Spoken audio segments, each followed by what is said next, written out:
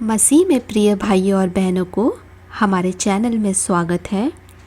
पवित्र शास्त्र बाइबल के नए नियम की पुस्तक फिलिपियो 4 अध्याय 4 पद में लिखा है, प्रभु में सदा आनंदित रहो। मैं फिर कहता हूँ आनंदित रहो।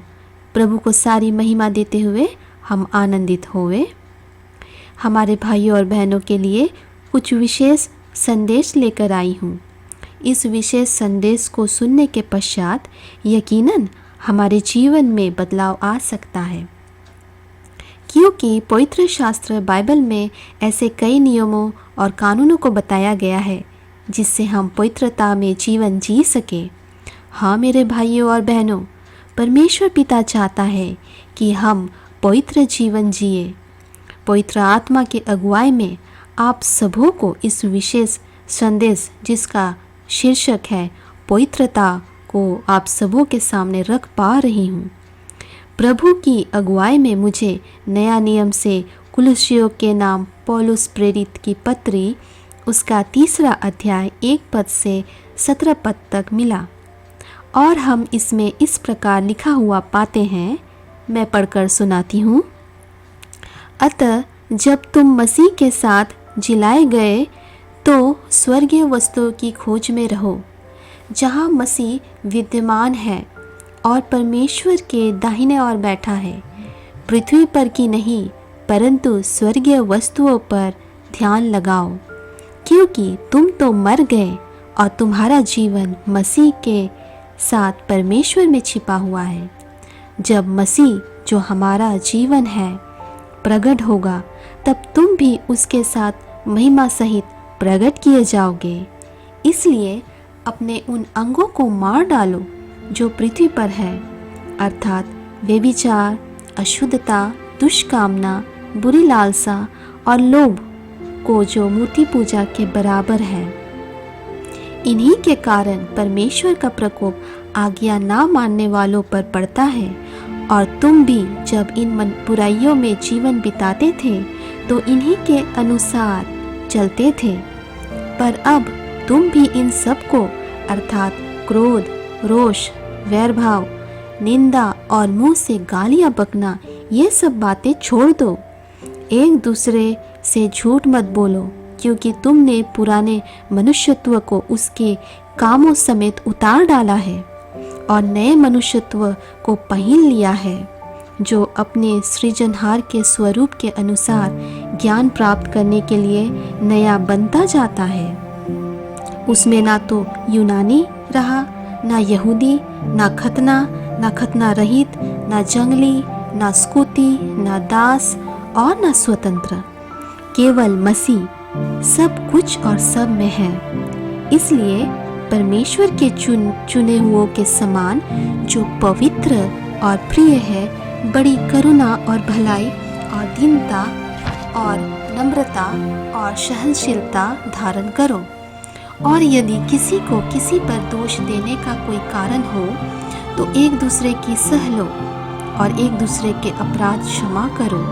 जैसे प्रभु ने तुम्हारे अपराध क्षमा किए, वैसे ही तुम भी करो। इन सब के ऊपर प्रेम को, जो सिद्धता का कटिबद्ध है, बांध लो। मसीह की शांति, जिसके लिए तुम एक देह होकर बुलाए भी गए हो, तुम्हारे हृदय में राज्य करे और तुम धन्यवादी बने रहो। मसीह के वचन को अपने हृदय में अधिकाई से बसने दो और सिद्ध ज्ञान सहित एक दूसरे को सिखाओ और चिताओ और अपने अपने मन में अनुग्रह के साथ परमेश्वर के लिए भजन और स्तुति गान और आत्मिक गीत गाओ। वचन में या काम में जो कुछ भी करो, सब प्रभु यीशु के नाम से करो और उसके द्वारा परमेश्वर पिता का धन्यवाद करो। यहाँ हम देखते हैं कि कुलुस्सियों के नाम पौलुस प्रेरित की पत्री एशिया माइनर के कुलस्से नामक नगर की कलीसिया को लिखी गई थी, जो इफिसुस नगर के पूर्व में स्थित था। इस कलीसिया की स्थापना पौलुस ने नहीं की थी, परंतु पौलुस अपना उत्तरदायित्व समझते हुए उन्होंने मसीह में उन पवित्र और विश्वासी भाइयों के नाम पत्री लिखा।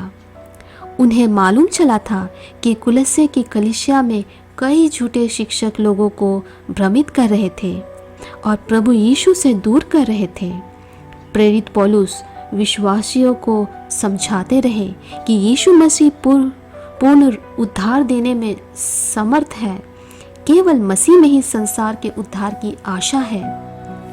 मेरे भाइयों और बहनों, उपयुक्त वचन के अनुसार जब हम प्रभु यीशु मसीह में हैं, तब हमारा मन स्वर्गीय वस्तुओं की खोज में रहे, जहाँ मसीह मौजूद है और परमेश्वर के दाहिने ओर बैठा है।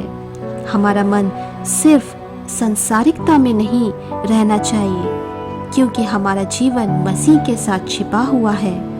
सच में मसीह जो अब हमारा जीवन है प्रकट होगा, हम भी उसके साथ महिमा के लिए प्रकट होंगे, बल्कि अपना पुराने व्यक्तित्व को, जो संसारिक बुरी अभिलाषाओं की, व्यभिचार, अशुद्धता, लालच को, जो मूर्ति पूजा के समान है, उसे त्यागना है। अन्यथा परमेश्वर का प्रकोप आज्ञा ना मानने वालों पर पड़ता है। हाँ मेरे भाइयों और बहनों, अब हमें क्रोध, वैरभाव, निंदा तथा गालियाँ बकना या झूठ बोलना, इन सब से हमें बचना है। प्रभु में आने के बाद हम नए मनुष्यत्व को पहन लेते हैं। हम सृजनहार के स्वरूप में एकदम से नया बन जाते हैं, बल्कि मसीह सब कुछ और सब में है। आगे परमेश्वर हमें ये अगुवाई देती है कि हम परमेश्वर के चुने हुओं के समान पवित्र और प्रिय रहे।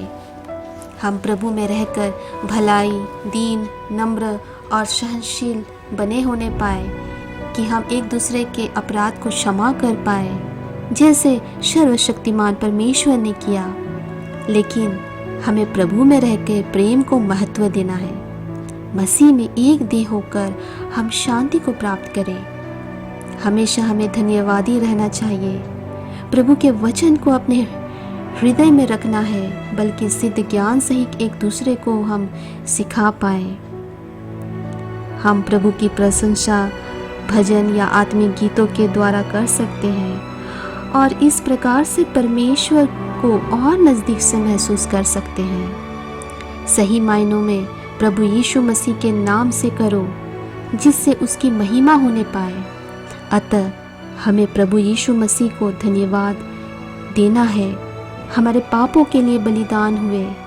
हाँ मेरे भाइयों और बहनों, हम अपने आप को प्रभु को समर्पण करना है। सच में मेरे प्रियो, अभी भी वक्त है कि हम अपने सारे पापों को मानें और पश्चाताप करें और सारे पापों को त्याग दें।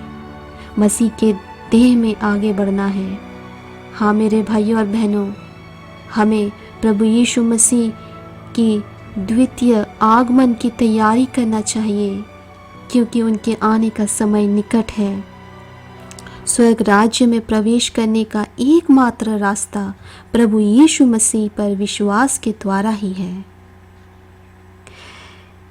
हमारे चैनल के वीडियोस को देखने और सुनने के लिए आप सबों को बहुत आय से धन्यवाद देते हैं। प्रभु आप सबों को ढेर सारी आशीषें दे। God bless you all.